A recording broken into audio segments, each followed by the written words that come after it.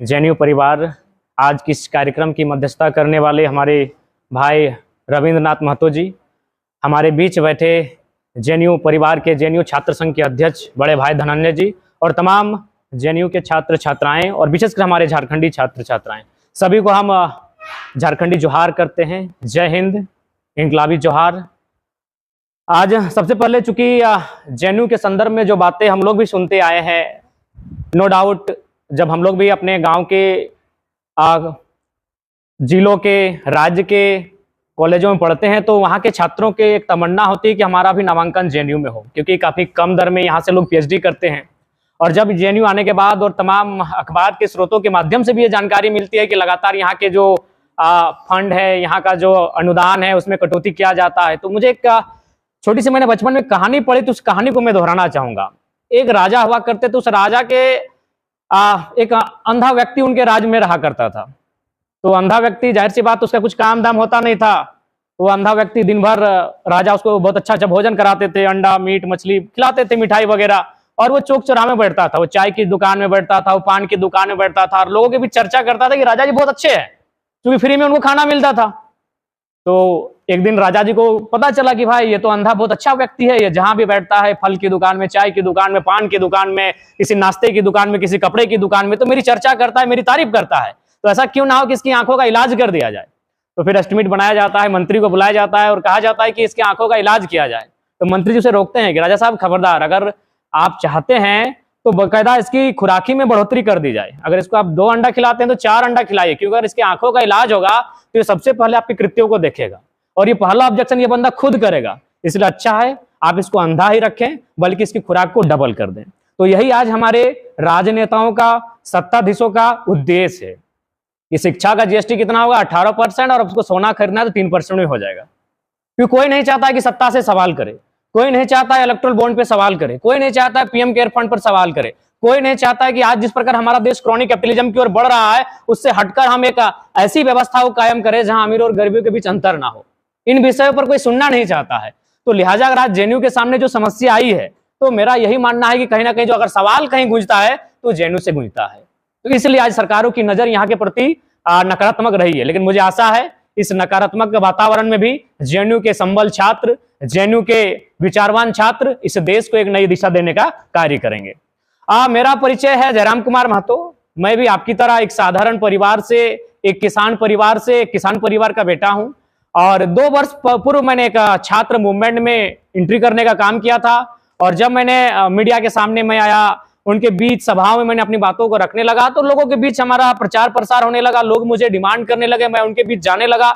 और चूंकि जब लोग मुझे सुनने लगे तो मेरे साथ भी होने लगे, तो लोगों ने मुझे कहा कि अब आप स्टूडेंट लीडर ना हो के अगर आप कुछ मुद्दों पर अगर हमारा साथ देंगे तो बेहतर होगा। तो झारखंड का सबसे बड़ा मुद्दा आता है जमीन को लेकर, क्योंकि वो माइंस का एरिया है, आप लोग भी जानते हैं। सबसे ज्यादा कोयला हम देते हैं, सबसे ज्यादा खनिज संपदा हम देते हैं, 40% देते हैं, 27% कोयला हम देते हैं। तो उन मुद्दों पर हमारी एंट्री होने लगी, विस्थापन के मुद्दों पर हमारी एंट्री होने लगी। और मैं आज आपको बताना चाहूंगा, जब मैं दिल्ली आ रहा था तो कुछ महिलाओं का टीम मेरे पास पहुंचे, और उन महिलाओं की टीम ने हमसे कहा कि बाबू आप दिल्ली जा रहे हैं तो सदन में इस बात को उठाइएगा, क्योंकि गांव घर की महिलाएं हैं, उनको उतना आइडिया नहीं कि हम संसद जा रहे हैं कि कहां जा रहे हैं। उनको ये अभी भी मालूम नहीं कि हम चुनाव को हारे हैं।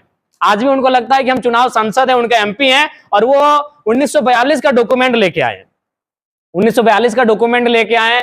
ये सिंदरी विधानसभा का मामला है, ये एफसीआई हर्ल का मामला है, जहां 1942 के आसपास उनका जमीन का अधिग्रहण किया गया है। उनको ना आज तक मुआवजा मिला है, ना आज तक नियोजन मिल पाया है। आज भी ये लोग चक्कर काट रहे हैं।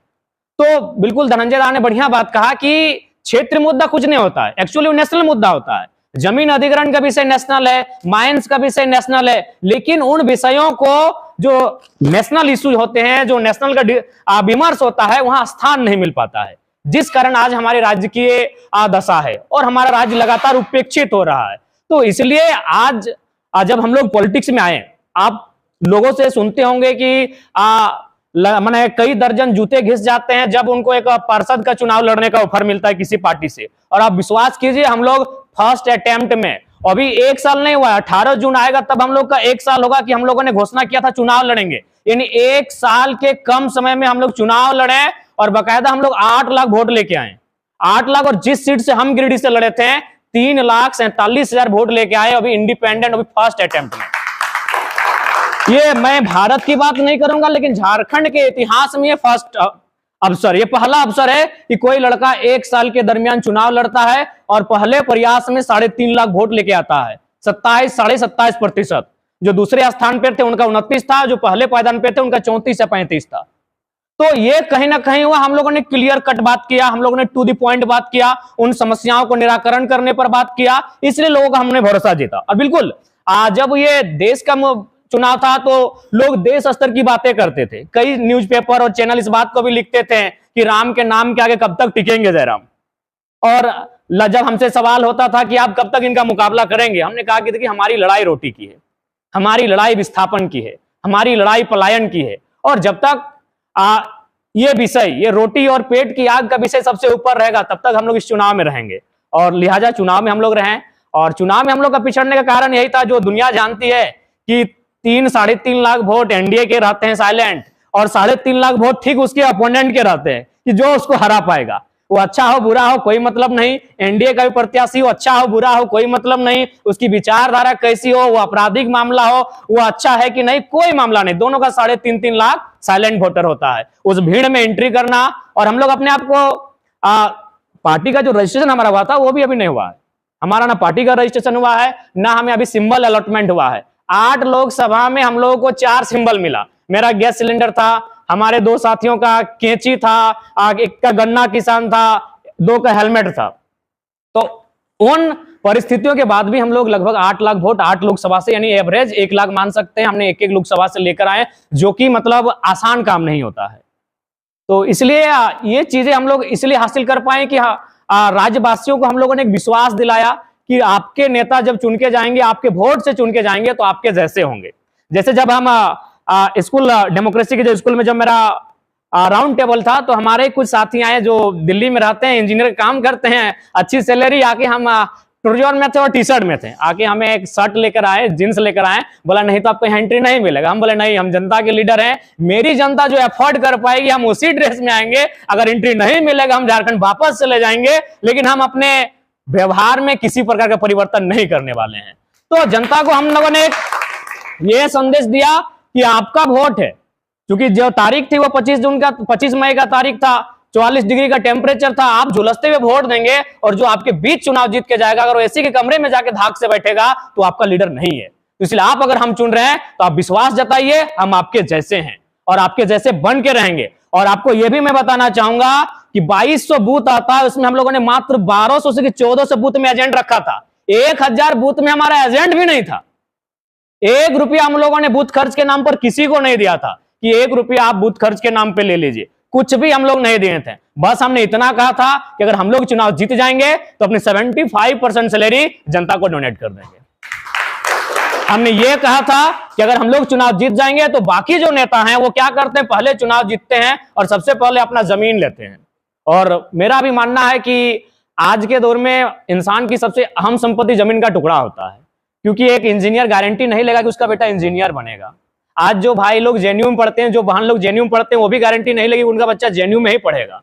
जो डॉक्टर है वो गारंटी नहीं लेगा कि उसका बच्चा डॉक्टर बनेगा, लेकिन एक किसान गारंटी लेगा कि उसके पास खेत सलामत रहेगा तो उसका बेटा खेती करके जीविका उपार्जन कर लेगा। तो इसलिए मैंने स्पष्ट कहा कि हम लोग अपने क्षेत्र के बाहर कहीं एक इंच जमीन नहीं लेंगे। आज हमारे झारखंड या फिर बाकी जो स्टेट के लीडर है, आप भी देखते होंगे, ये फार्म हाउस इनका है, यहाँ से इतना दूरी तक 100 किलोमीटर तक, 10 किलोमीटर तक यहाँ इनका साम्राज्य है। तो हमने जनता को यह विश्वास दिलाया कि हम अगर आपके लीडर हैं तो हमारा सारा चीज दिनचर्या आपके जैसा होना चाहिए। हम आपसे अलग कैसे हो सकते हैं? अगर हम में आपसे अलग जरा सा भी क्वालिटी है तो फिर आप अपना वोट हमें मत दीजिएगा, हम आपके लीडर नहीं हो सकते हैं। तो कुल मिलाकर एक झारखंड की धरती से एक सुंदर मैसेज आया है, और उस मैसेज को हम लोग 4-5 महीने बाद विधानसभा के चुनाव है वहां हम लोग लेकर जाएंगे। और सबसे महत्वपूर्ण जो पैसे का बात आता है, जो हमेशा चैलेंज रहता है पॉलिटिक्स में, वो चैलेंज हमारे झारखंड में नहीं दिखा।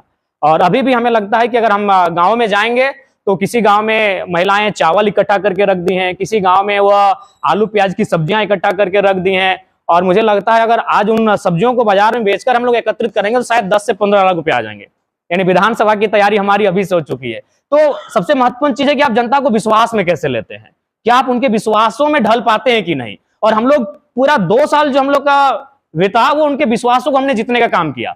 आज हम लोग जब चुनाव था लगभग 4 बजे 5 बजे सुबह तक हम लोग सभाएं करते थे, 7 बजे उठ के फिर चले जाते थे, और मैंने हम लोग इस प्रकार से अपना स्ट्रगल किए कि जनता को लगा कि हाँ ये बच्चे झूठ नहीं कह रहे हैं, जो ये बच्चे हमारे बीच आए हैं ये बदलने वाले लोगों में से नहीं। और निसंदेह हमें जब हम लोग अपना ग्रोथ होने लगा तो दोनों राजनीतिक दलों ने हमें ऑफर किया, इंडिया गठबंधन ने भी और एनडीए गठबंधन ने भी, कि आप हमारे टिकट से ही लोकसभा का चुनाव लड़िए अगर आपको लड़ना ही है तो हम लोगों ने स्पष्ट कहा कि देखिए आप दिल्ली में बैठ के झारखंड को नहीं देख सकते हैं, आप दिल्ली में बैठकर हमारे झारखंड को नहीं देख सकते हैं, अतः हम झारखंड की आइडेंटिटी के साथ आपके दिल्ली में प्रवेश करेंगे और दिल्ली में बैठकर आपसे सवाल करेंगे कि हमने 40% आपको खनिज दिया, बदले में आपने 40 मिनट का मीटिंग झारखंड के पीयू ने किया।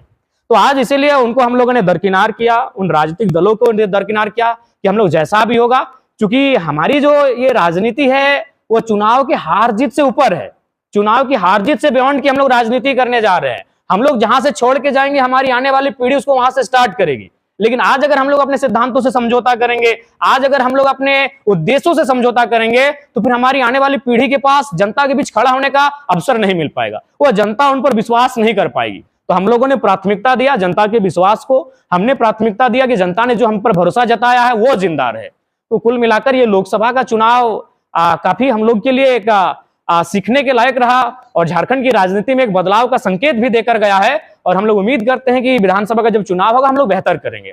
अब थोड़ा सा हम लोग बात करते हैं झारखंड के विषय में। देखिए झारखंड जो है उसके नाम में ही छुपा हुआ है कि झारखंड का असल अर्थ क्या है। झाड़ का मतलब होता है जंगल और खंड मतलब होता है जमीन। तो अगर हमारे राज्य को अगर देखा जाए और अगर हमारे राज्य को सुरक्षित किया जाए तो बस उसके नाम को सुरक्षित किया जाए, झाड़ यानी जंगलों को। अगर हमारे जंगल सुरक्षित हो जाएंगे, हमारे जंगलों का अवैध कटाई नहीं होगा, उद्योगपतियों के हाथों में हमारे जंगलों का बेचा नहीं जाएगा, तो हमारा झारखंड बहुत सुंदर है। और खंड यानी जमीन का टुकड़ा।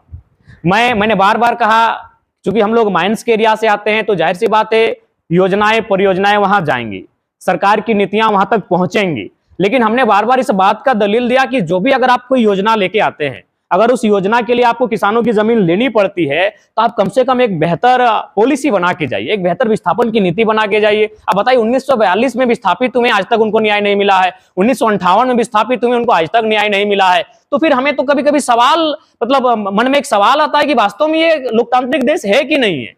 या फिर जो भगत सिंह चिंता जताते थे कि हम आजादी तो अंग्रेजों से छीन लेंगे, लेकिन ये आजादी भारत देश के ही 10% भूरों के हाथों में लटक के रह जाएगी। आज वो उनका जो विचार था, उनकी जो सोच थी, आज चरितार्थ हो रही है। आज 1942 का अगर मामला अटका हुआ है, आज हम लोग अपनी जमीन देने के बाद भी, हमारा गांव का गांव उजड़ने के बाद भी आज अगर हम लोग न्याय के लिए दर बदर ठोकरे खा रहे हैं, तो कहीं ना कहीं एक सवाल होता है। तो इसलिए आज हम लोगों ने यह दलील दिया पूरे राज्य के सामने जाकर कि यदि हमारी जमीन किसी माइंस के लिए ली जाती है, किसी नए उद्योग के लिए ली जाती है, तो वहां एक बेहतर विस्थापन नीति बने। और पहला ये हो प्रयास कि अगर उद्योग की स्थापना हो तो ऐसे जगह पर हो जहां फसलें ना उगाई जाती हो। अभी एक बड़का गांव क्षेत्र आता है, वहां देखिए लगभग 2 साल से अडानी प्राइवेट लिमिटेड कंपनी जो है वह कोयला खनन के लिए बहुत उत्सुक है, और लोग लगातार 2 साल से उन्हीं खेतों पर धरना देकर बैठे हैं। लेकिन किसी न्यूज में नहीं, किसी चैनल में नहीं। यहाँ सीमा मैडम आ जाती है कहां से, तो वो नेशनल न्यूज बन जाता है। लेकिन आज 2 साल से अपने खेतों पर बैठे हैं, ये बोलकर बैठे हैं कि इस खेत से हम लोग 4 प्रकार की फसल उगाते हैं, धान उगाते हैं, गेहूं उगाते हैं, गन्ना उगाते हैं और सब्जियां उगाते हैं। लेकिन आज उसको कहीं 3,000 रुपए प्रति डिसमिल आ रहा है, कहीं 4,000 रुपए प्रति डिसमिल आ रहा है, यानी मामूली दर में उन जमीनों का अधिग्रहण किया जा रहा है। वे लोग आज 2 वर्षों से धरने पर बैठे हैं। वहां अगर परिवार का एक न एक सदस्य उस धरने पर आज 2 सालों से बैठा है। अगर कोई घर खाने के लिए जाता है तो ड्यूटी में दूसरा सदस्य आके बैठता है, और वहां का माहौल एक ऐसा कर्फ्यू लगा है जैसे मानो आप तालिबान में प्रवेश किए हो। पुलिस का इस प्रकार से चौकसी है, चौकन्ने है, मानो आप तालिबान में प्रवेश किए हो। तो मेरे कहने का मतलब है कि जमीनें हमारी हैं। सबसे पहला बात जो भूमि अधिग्रहण का कानून, चूंकि एक बेहतरीन मीडिया मैंने हाल ही फिलहाल का घटना है, एक नक्सली का इंटरव्यू किया था। जैसे आप कहते हैं कि जेएनयू को लोग नकारात्मक दृष्टिकोण से देखते हैं, तो हम भी, हमारे जो झारखंड को है, लोग अगर कोई विरोध की आवाज गूंजे, अगर जल जमीन जंगल की बात करें तो उसे नक्सली कहा जाता है। तो एक नक्सली का इंटरव्यू लिया गया था, उसने स्पष्ट कहा कि अगर झारखंड की समस्या का समाधान करना है तो 50% समस्या का समाधान केवल भूमि अधिग्रहण कानून से हो जाएगा। 50% जो समस्याएं हैं वो केवल और केवल भूमि अधिग्रहण कानून को आप सुदृढ़ कर दीजिए, मजबूत कर दीजिए, झारखंड की आधी समस्याएं खत्म हो जाएगी। तो इसलिए हम चाहते हैं, चूंकि जिस आवाज को हम लोग सदन में रखना चाहते थे, हम लोग चुनाव जीत नहीं पाए, अतः सदन में तो नहीं रख पाएंगे, लेकिन हम जेएनयू परिसर में हैं, जेएनयू के छात्र परिवार के बीच में हैं, माननीय अध्यक्ष के बीच हम उपस्थित हैं। जब जेएनयू में कभी कोई विमर्श हो, कभी विचार मंथन चिंतन का कोई कार्यक्रम हो, हम चाहेंगे कि झारखंड के मुद्दों को भी आप चर्चा करें। बेशक सदन में हमारी आवाज कोई ना बने, हम चाहेंगे जेएनयू के परिसर में हमारी आवाज को रखी जाए, हमारी आवाज को सुनी जाए, हमारी विचारों पर चिंतन मंथन किया जाए, हमारे मुद्दों पर चिंतन मंथन किया जाए। ये हम जेएनयू परिवार से अपेक्षा रखते हैं। तो कुल मिलाकर ये झारखंड की समस्याएं हैं और उन समस्याओं को लेकर लगातार हम लोग संघर्ष कर रहे हैं और संघर्ष करते करते आज कई पीढ़ी बीत चुके हैं। आज हमारे दादाजी अपने नेक्स्ट पीढ़ी को विरासत में आंदोलन देकर गए हैं, वो पीढ़ी हमें विरासत में आंदोलन देके जा रही है। ये झारखंड की परिस्थितियां हैं। तो इसलिए इसका समाधान निसंदेह उस सदन में है, उस सदन में जो लोग बैठे हैं उनके कलम में है, लेकिन उनकी चाहत क्या है, वो चाहते क्या है। अगर उनमें सामाजिक न्याय है, अगर उनमें सामाजिक समरसता है, तो मुझे लगता है इस समस्या का समाधान करने में पल भर की देरी नहीं लगेगी। लेकिन वे लोग चाहते हैं कि लोग हास्य में रहें, उनकी जय जयकार करें, उनका जिंदाबाद मुर्दाबाद करें, तो शायद ये प्रयास भी ना करें, नहीं तो आज 70 साल नहीं बीत जाते। इसलिए मैं आपको एक ताज्जुब की बात बताना चाहूंगा। आज सेव की बात कही जाए तो सेव आपका कश्मीर में मिलता है, लेकिन जब कश्मीर का सेव हमारे झारखंड में जाता है तो ऑटोमेटिकली रेट में अंतर आता है। अगर कश्मीर का सेव आपके दिल्ली में भी आएगा तो रेट में अंतर आएगा। ठीक उसी प्रकार दक्षिण भारत में आपका नारियल पाया जाता है, जो रेट दक्षिण भारत के नारियल का दक्षिण भारत में, वो रेट दिल्ली में नहीं है, लेकिन हमारा कोयला का रेट पूरे ऑल ओवर इंडिया में एक ही। अब क्यों है मुझे आइडिया नहीं। यानी हमारे राज्य के साथ इस प्रकार का शोषण दोहन है जिस व्यथा को हम लोग सदन में रखना चाहते थे, इसलिए लोकसभा का चुनाव लड़े थे। लेकिन अवसर इस बार नहीं मिला है। जब अवसर मिलेगा अपने राज्य की व्यथा को वहां तक जरूर पहुंचाएंगे और उसका समाधान लेके आएंगे। आज हम लोग लगभग 27% कोयला अकेले देते हैं। प्रमुख 8 यूनिट हैं कोयला के, शायद 2 सब्सिडी टाइप के हैं। प्रमुख 8 यूनिट हैं कोयला के, जैसे जानकारी है, बीच का मैं अध्ययन नहीं किया हूं। उनमें 4 यूनिट हमारे झारखंड में है, लेकिन कोल इंडिया का हेडक्वार्टर कलकत्ता में है। हमें कलकत्ता से कोई आपत्ति नहीं है, न कलकत्ता के लोगों से है। मेरा ये तर्क है कि जमीन हमारी गई, एक नहीं, एक कोयला की परियोजना में 100 गांव उजाड़े और गांव के अंदर से आग निकलती है। उस आग के बाद न जाने कई प्रकार के ऐसे गैसेस निकलते हैं जिससे हमें महामारियों के रूप में सामना करना पड़ता है। हम गांव से बेदखल हो गए, अपनी जमीन से बेदखल हो गए, हम अपने पूर्वजों की संपत्ति धान और गेहूं से बेदखल हो गए। तो मेरा मानना है जब बेदखल हमारा हुआ है, उस जमीन के नीचे कत्लेआम हमारा हुआ है, तो अगर कोल इंडिया का हेडक्वार्टर कलकत्ता न हो के हमारे झारखंड के धनबाद बोकारो में होता तो हमारी समस्याओं का समाधान त्वरित होता, हम समस्याओं का समाधान लेके वहां पहुंचते। तो मतलब कह सकते हैं झारखंड यही नहीं, चूंकि हम लोग मान के चलिए कि स्टूडेंट है, तो हो सके आपके बीच जब हम इन बातों को रख रहे हैं तो आपको भी लगेगा कि हम केवल सुना रहे हैं। जी नहीं, हमारी कुछ दिन पूर्व बात एक नागपुर में कार्यरत डायरेक्टर से हो रही थी, जो खनन के डायरेक्टर है। उन्होंने भी इसी बात का तर्क दिया कि पता नहीं यार झारखंड के साथ ऐसा क्यों होता है। हम लोग महाराष्ट्र में WCL वेस्टर्न कोलफील्ड लिमिटेड के तहत 75 लोगों को नौकरी देने का काम किया, फिर उनका जमीन अधिग्रहण किए। लेकिन हमारे यहाँ पहले जमीन माने ताकत से लिया जाता है, जैसे ईस्ट इंडिया कंपनी का शासन था। झारखंड में आप उसी शासन को देख सकते हैं, अगर आप करीब से देखना चाहते हैं तो। प्रशासन की टीम आएगी। मैंने तो कई अवसरों पर कभी धरना में मैं गया तो वहां मैंने बाकायदा SP से सवाल भी किया कि सर मुझे आपके कृत्य को देखकर कभी कभी ऐसा प्रतीत होता है कि हम लोग ईस्ट इंडिया कंपनी के शासन में ही है। मैंने ये पूछा कि हम कंपनी से अपना आंदोलन करने आए हैं, हम कंपनी से अपनी मांग रखने आए हैं, तो आप चारों तरफ घेर के हमें खड़े हैं, लाठी लेकर खड़े हैं कि अगर हम लोग कुछ करेंगे तो लाठी चार्ज करेंगे। क्यों? तो उन्होंने कहा कि कंपनियां हमें टैक्स देती है। तो हमने एक सवाल किया, हमारा किसान का खेत भी तो टैक्स देता है, अगर हमारे खेतों में हाथी आता है आप कभी घेर के खड़े नहीं होते हैं, तो इसका क्या अर्थ है जरा बताइए। उनके पास कोई उत्तर नहीं था। उन्होंने कहा कि नहीं, जो कंपनियां प्रोडक्शन करती हैं, आप कंपनियों में तालाबंदी करने के लिए आए हैं, आप कंपनियों में घेराबंदी करने के लिए आए हैं, तो भैया उससे क्या होता, काम ठप होगा और नुकसान होगा राजस्व का। ये कंपनियां टैक्स देती हैं जिससे देश चलता है। तो हमने एक मामूली सवाल किया कि हमारा खेत भी टैक्स देता है, हम भी मालगुजारी कटाते हैं, रसीद कटाते हैं, तो जब मेरे खेत में कोई जंगली सुअर आ जाता है, मेरे खेत में जब कोई जंगली हाथी आ जाता है, तब SP साहब आप कहे नहीं आते पुलिस का दल बल लेके, तो हम कैसे मानेंगे ये गांधी का देश है भैया। हम क्यों ना कहें ईस्ट इंडिया कंपनी के शासन आज भी इनडायरेक्ट रूप से चल रहा है। चंद मुट्ठी भर लोग इस देश की सत्ता में कायम है और वे अपने अनुसार इस देश की शक्तियों का उपयोग कर रहे हैं।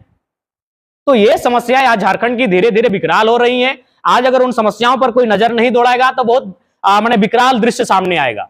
हमारे वहां एक जादू घोड़ा आता है, उसे आप जनरल नॉलेज में शायद पढ़े होंगे, यूरेनियम का वहां खनन किया जाता है। वहां का 2008 का एक बेहतरीन मैंने एक वहां सर्वे आया था जिसमें स्पष्ट है कि वहां लगभग 47% महिलाएं ऐसी हैं जो मैंने गर्भ धारण नहीं कर पाती है, फिर भी खनन का कार्य जारी है। तो यही बार बार हम कह रहे हैं कि आप विस्थापन पॉलिसी लेके आइए। अगर आपको खनन करना है तो आप उस प्लेस को चिन्हित कीजिए जहां आपको खनन करना है, और बकायदा उस गांव को कम से कम 5 किलोमीटर दूर बसाइए। ये तो आपको करना होगा। अगर आप जमीन के बदले जमीन उसको नहीं देंगे तो वो रहेगा कहां? क्योंकि आप जिस दर से जमीन का अधिग्रहण कर रहे हैं उस दर से वो नया जमीन नहीं खरीद पाएगा। 3 लाख 4 लाख में एकड़ एकड़ जमीन खरीद ले रहे हैं, वो अगर मार्केट में जाएगा तो डिसमिल का दाम 1 लाख रुपया है। तो वहां लगभग 47% महिलाएं ऐसी हैं जो गर्भधारण ही नहीं कर पाती हैं। उसके बाद भी एक ट्रेजेडी क्या होती है कि उस यूरेनियम को खनन करने के बाद वो फिल्टर करने के हैदराबाद लेके आते हैं।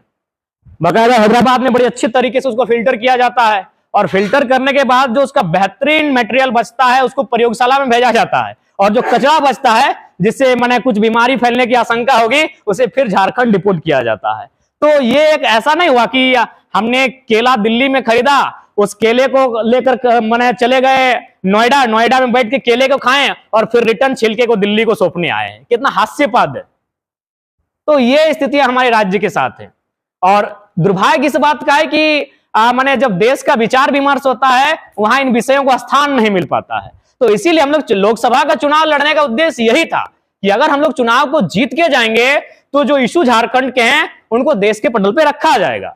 जो देश का विचार विमर्श का थिंक टैंक बैठेगा वहां अपनी बातों को हम लोग पहुंचा सकें। और पता नहीं दुर्भाग्य कहिए या फिर क्या कारण है कि आज भी जो हमारे झारखंड से उठकर जो लीडर आते हैं बोल्डली उन बातों को रख नहीं पाते हैं। क्योंकि जब मैंने कंपनियों पे सवाल खड़ा किया, मैंने तो कई अवसर पर टाटा पे भी सवाल खड़ा किया है, नो डाउट दुनिया में उनका बहुत नाम है, लेकिन जिन्होंने जमीन दिया है उनके सामने उनका कोई नाम नहीं है। मैं आपको बताना चाहूंगा, मैं झारखंड से आता हूं और टाटा जमशेदपुर बकायदा टाटा के नाम से प्रसिद्ध है। आप वहां का जो धरातल का रिपोर्ट जानना चाहेंगे तो झारखंड जा सकते हैं। बाकी दुनिया में उनका बेहतरीन नाम है, नो डाउट, मैं उनके नाम में कटौती भी नहीं करना चाहूंगा, लेकिन जिनके कारण जिन्होंने जमीन देकर टाटा को बसाया है उनके बीच आप जाइएगा वहां नकारात्मक न्यूज मिलेगा। तो बकायदा मैंने वहां भी सवाल खड़ा किया है। तो जब मैं इंटरव्यू के लिए जाता हूं, मैं न्यूज के सामने बैठता हूं, तो ये लोग पहले कैमरा को ऑफ करने के बाद पूछते यार तुम क्या हो, इंसान ही हो ना, तुमको डर नहीं लगता है? तो हम एक ही लाइन देते हैं कि सूरज का भी अंत होगा, धरती का भी अंत होगा, हम तो 60 साल की आयु जीने वाले हैं, हमको किस बात का डर है। जब तक रहेंगे झारखंड की आवाज को जोरदार तरीके से हम रखेंगे। कई अवसरों पर न्यूज वाले मुझे खुद कहते हैं, कैमरे को ऑफ करके कहते हैं कि तुम्हें डर नहीं लगता है, तुम डायरेक्ट अटैक करते हो। हम बोले हम तो जो उनका तथ्य है, तर्क है, जो हमारे पास आर्गुमेंट है, उनको हम तो पहले वेरीफाई करते हैं, सत्यता की पुष्टि करते हैं, फिर उन बातों को रखते हैं। तो इसलिए आज नो डाउट आज जिस चिंतन मंथन के लिए हम लोग आए हैं, जो स्थानीय मुद्दे, सही बात है, स्थानीय मुद्दे एक्चुअली उनको नजरिया है, बाकी जो हमारे मुद्दे हैं वो स्थानीय नहीं, वो तो नेशनल इश्यूज है। माइंस स्थानीय नहीं है, भूमि अधिग्रहण स्थानीय नहीं है, डिस्प्लेसमेंट स्थानीय नहीं है, जो भी हमारे मुद्दे हैं वो स्थानीय कहां है, वो तो नेशनल इश्यू का पार्ट बनने वाले मुद्दे हैं। अगर हम भूमि अधिग्रहण की बात करेंगे तो भारतीय संविधान अनुसूची 9 का विषय है, तो अनुसूची 9 स्थानीय विषय कहां से हुआ? हम माइंस एक्ट की बात करेंगे, कंपनी एक्ट की बात करेंगे तो वो सेंट्रल इश्यू है, वो स्थानीय विषय कहां से रहा? एक्चुअली नजरिया लोगों का नकारात्मक रहा है। उस नकारात्मक नजरिए को हम लोग बदलने के लिए एक सार्थक प्रयास करने के लिए घर से निकले हैं। अब क्या होगा नहीं होगा ये तो भविष्य के गर्भ में है, लेकिन इतना है कि झारखंड की मिट्टी हमेशा आंदोलन की धरती रही है और हमेशा आंदोलन से उसका सामना रहा है। अंग्रेजों का भी हमने जब अंग्रेज आधुनिक तोपों के साथ आते थे, हम लोग पौराणिक तीरों के साथ उनका मुकाबला करते थे। हम उस मिट्टी के उन लोगों के वंशज हैं। अतः जब तक हम लोग की सांसें हैं, जब तक हमारी जुबां है, जब तक हम लोग हैं, अपने झारखंड के साथ जो अत्याचार हो रहा है उस पर हम लोग बोलेंगे, उस पर आंदोलन करेंगे और उन विषयों को देश के कोने कोने तक पहुंचाने का हम लोग प्रयास करेंगे ताकि उसका कहीं से समाधान निकले। आज एक राइटर है, उनका नाम है ज्योतिलाल महतो, जो पुरुलिया से संबंधित है। उन्होंने एक बड़ी मार्मिक लाइन लिखी अपने एक किताब में, झारखंड के विस्थापितों का दर्द, कि हम लड़ते लड़ते अशांत हो चुके हैं, कि हम लड़ते लड़ते अशांत हो चुके हैं, अब हमें छोड़ दिया जाए। ये लाइन वो कह रहे हैं उन तमाम उद्यमियों से, ये लाइन उनसे कह रहे हैं कि जो सत्ता के गलियारों में रह के हमारा दोहन करते हैं। बड़ा मार्मिक लाइन लिखा है कि हम लड़ते लड़ते, हम 150 सालों से 2 सालों से लड़ रहे हैं और लड़ते लड़ते हम थक चुके हैं, अब हमें शांत रहने दिया जाए। हमें दामोदर की नदियों के किनारे, हमें स्वर्ण रेखा नदियों के किनारे शांत रहने दिया जाए। हम अपने खेतों के सहारे, खेत खलिहानों के सहारे, इन बहते हुए नदी के धारों के साथ जीना चाहते हैं। अब हमें शांत रहने दिया जाए, हम अब लड़ना नहीं चाहते। ये परिस्थितियां हैं हमारी। आज कई वर्षों से हम लगातार लड़ाइयां लड़ रहे हैं, लेकिन हमारे विषय को ना कोई सुनने वाला है, ना उस पर विचार चिंतन मंथन करने वाला है। तो इसलिए हम आशा करते हैं आज जेएनयू परिसर में खड़े होकर कि जब जेएनयू में किसी प्रकार का चिंतन मंथन हो तो हम चाहेंगे कभी समय मिले, कुछ ही समय मिले, हमारे झारखंड के इशू पर भी बात हो, हमारे झारखंड के लोगों के साथ जो समस्याएं उत्पन्न होकर आ रही हैं उन समस्याओं के समाधान पर बात हो। मैं ये अपेक्षा करता हूं और ज्यादा समय नहीं लेंगे क्योंकि झारखंड की व्यथा इतनी है और मुद्दे इतने हैं और आज के विषय पर बात भी इतने हैं कि शायद रात खत्म हो जाएगी। तो खैर, आप सबों का प्यार मिला, आप सब सुने और दिल्ली जैसे शहर में हम लोग गांव के लड़के को सुनने का आपने काम किया, उसके लिए सभी का अभिनंदन करते हैं, आभार करते हैं, जोहार करते हैं। और अंत में इतना ही कहेंगे कि हम लोग अपनी आवाज के माध्यम से भारत बचाने की ही मुहिम है, क्योंकि गांधी कहते थे भारत की आत्मा बसती है गांवों में और गांवों की आत्मा बसती है किसानों में। हम तो किसानों की बात करने निकले हैं। हमने कभी उद्योग का विरोध नहीं किया, हमने कहा उद्योग सिस्टमेटिक लगे, क्योंकि हर कोई उद्यमी नहीं हो सकता लेकिन हर कोई किसान हो सकता है, हर कोई अनाज उत्पादन कर सकता है, हर कोई अनाज, हर किसी का पेट अनाज से ही भरता है। इसीलिए मैंने प्रथम स्थान पर किसानों को ही रखा है। इसीलिए मैंने पहला जो अपने आवाज बुलंद किया है वो किसान के खेत और खलिहान को लेकर किया है। और ये मेरी आवाज नहीं, ये आवाज तो देश के 5वें प्रधानमंत्री माननीय चौधरी चरण सिंह की थी, जो कहा करते थे कि किसानों एक नजर रखना लाल किला के मचान पे और दूसरी नजर रखना खेत खलिहान पे। तो हम तो उन्हीं विचारधारा को लेकर आगे बढ़े, उसी विचार को आत्मसात करके आगे बढ़े हैं। और हम तो सामाजिक न्याय की बात करने वाले युवा हैं। हम चाहते हैं ये भगत सिंह के सपनों का भारत बने, जो जेल डायरी में लिख के जाते हैं कि इस देश में कोई व्यक्ति इतना अमीर ना हो कि वो दूसरे व्यक्ति को खरीद ले और कोई व्यक्ति इतना गरीब भी ना हो कि उसे अपने आप को बेचना पड़े। आज भारत के हालात क्या है ये आपसे नहीं छुपा है। आप शोधार्थी हैं, आप विद्यार्थी हैं, आप इस देश के भविष्य हैं, आप प्रबुद्ध लोग हैं, आप यहाँ जितने छात्र बैठे हैं इस देश के भविष्य हैं। आपसे ये बात छुपा नहीं है। आज देश की क्या स्थिति है, आज व्यक्ति के पास ये हालात उत्पन्न हो गए हैं कि उसे अपने आप को बेचना पड़ रहा है। कहने का तात्पर्य एक अपने आप को अपने आने वाली पीढ़ी की खुशियों को प्राप्त करने के लिए बंधवा मजदूर बना के रखना पड़ रहा है। ये परिस्थितियां हैं। तो आज भगत सिंह ने जो 100 साल पहले जो चिंताएं जताई थी, जो 1920, 25, 1930 के दौर में, आज 2024 में भी वो चिंताएं सत्य हो रही हैं। आज उनकी एक एक चिंता सत्य हो रही है। तो इनका समाधान केवल हमारे भाषणों में नहीं है, इनका समाधान केवल हमारे संगोष्ठियों में नहीं है, इनका समाधान धरातल पर है। जब हमारे जैसे नौजवान राजनीति में आएंगे, क्योंकि भारत एक लोकतांत्रिक देश है। मैंने बार बार अपने संबोधन में भी अपने जनता को एक ही चीज कहा है कि इस देश में कानून इंजीनियर नहीं बनाते हैं, इस देश में कानून डॉक्टर नहीं बनाते हैं, इस देश में कानून प्रोफेसर नहीं बनाते हैं। इस देश में कानून दो ही जगह बनते हैं, या तो आपके संसद में या तो विधानमंडल में। वहां आपको जाना होगा। जब वहां सैद्धांतिक राजनीति करने वाले युवा बैठेंगे, उन चिंतन शिविरों का हिस्सा बनेंगे, इस देश में बदलाव जरूर आएगा। लेकिन सवाल यह भी होता है कि जब वो युवा जो आज आक्रोशित है, जो आज कुंठित है, जो आज इस बात को चाहता है कि बदलाव हो, जब वो राजनीति के गलियारों में कदम रखेगा, अपने आप को उन विचारधाराओं के साथ टिका के रख पाता है कि नहीं, ये चुनौती है। ये चुनौती है, क्योंकि हम जिस उम्र में हैं ये स्वाभाविक है, यही बात करने की उम्र है, हमारा यही लहजा होता है, हम लोग इसी लहजे में बात करते हैं, यही आक्रोश में बात करते हैं, यही उग्र स्वभाव में हम लोग बात करते हैं। लेकिन सवाल यह होता है कि ये जरा महतो जो आज आपके बीच खड़ा होकर बात कर रहा है, ये झारखंड में स्पार्क हुए छत से जो खड़ा होकर बात कहता है, क्या सदन में हमारी उपस्थिति यही हो पाएगी कि नहीं, ये सवाल खड़ा होता है। जिस दिन हमारे दोनों कैरेक्टर में अंतर नहीं होगा, जो हम छात्र जीवन में सरकार की नीतियों को लेकर जितनी आलोचना कठोरता के साथ करते हैं और संसद भवन के भीतर भी बैठकर जिस प्रकार हम आलोचना कठोरता के साथ करेंगे, अगर हमारे दोनों चरित्र में बदलाव नहीं होगा तो देश जरूर बदलेगा, इस बात की गारंटी है। मैं देश का तो वर्तमान में नहीं कर सकता हूं, लेकिन मुझे पूर्ण विश्वास है आधे झारखंड को मैं तब्दील करूंगा। मैं पूरे झारखंड की में भी बात नहीं कह रहा हूं, क्योंकि झारखंड में विविधताओं का राज्य है, विभिन्न भाषाएं हैं, विभिन्न प्रकार की परंपराएं हैं। लेकिन मैं जहां से संबंध करता हूं उसे उत्तरी छोटानागपुर कहा जाता है। वहां तो हम लोगों ने एक पूरा बहुत बेहतरीन तरीके से बिगुल फूंकने का काम किया है, और वो उसके जो पड़ोसी हिस्से हैं यानी प्रमंडल के हिसाब से वहां भी वो झलक देखने को मिलेगी। बिल्कुल हम लोग जो कहते हैं उन विचारधाराओं को राजनीति में लेकर आए हैं, और हम लोगों ने जो जनता के बीच कहा है उस पर हम लोग अमल रहेंगे, इस बात की हम लोगों ने गारंटी दिया है, तभी आज हमें 8 लाख वोट मिले हैं। तो इसलिए जिन विषयों पर हम लोग चिंतन मंथन करते हैं, जिन विषयों को लेकर हम लोग आलोचनाएं करते हैं, विवेचनाएं करते हैं, जब हम उस गलियारों में प्रवेश करते हैं, जब जिम्मेवारी के पदों पर अपने आप को स्थापित करते हैं, वहां हमारा नजरिया कैसा रहता है, वहां हमारा व्यवहार कैसा रहता है, वहां हमारा चरित्र क्या रहता है, ये मायने है। नो डाउट आज जिस परिसर में मैं बैठा हूं, इन्हीं में से आप अच्छे अच्छे पदों पर जाएंगे भविष्य में, इसमें कोई शंका नहीं है। ये जेएनयू है। मुझे इस बात को कहने में किसी प्रकार की कोई अतिशयोक्ति नहीं है। मुझे पूर्ण आशा है कि आप लोग जब यहां से निकल कर जाएंगे, अपने शिक्षा को ग्रहण करने के बाद जब जेएनयू के परिसर से बाहर निकलेंगे, निसंदेह आप भारत सरकार में या अपने राज्य सरकार के ऊंचे पदों पर स्थापित होंगे। बहुत सारे हमारे साथी राजनीति में अपने आप को स्थापित भी करेंगे, लेकिन आज जैसा आप हैं, वहां जाने के बाद अगर ऐसा रहेंगे तो मुझे लगता है यह देश जरूर बदलेगा, और बदलना चाहिए। यह देश बदलना चाहिए। नहीं तो आज जो परिस्थितियां सामने आ रही हैं, जिन परिस्थितियों से हम सामना कर रहे हैं, अगर ऐसा ही रुक रहा इन हवाओं का, तो 20 वर्षों में, 25 वर्षों में हमें ऐसा प्रतीत होगा कि इनसे बेहतर तो अंग्रेज थे। आज अगर, चूंकि मैं झारखंड से आता हूं, मैं किसी भी बात को लेकर मैं अपने हक को मांगने जाता हूं, तो प्रशासन एक चीज हमें उपहार में रखी है। जैसा आपने फूलों की गुलदस्ता हमें थमाई, वो 353 का धारा रखती है। क्या ये स्वागत है 353 का धारा सरकारी काम में बाधा डालने के लिए? अब बस वहीं से आपका किस्सा खत्म। वहां से अगर आप हिम्मती नहीं है, आप अगर हौसले वाले नहीं है, तो आपका किस्सा खत्म। आप मत बात कीजिए विस्थापितों की, आप मत बात कीजिए छात्रों की, आप मत बात कीजिए किसानों की। आपका स्वागत 353 की धारा से। तो खैर, विषय को ज्यादा ना बढ़ाते हुए आप सबों को पुनः धन्यवाद।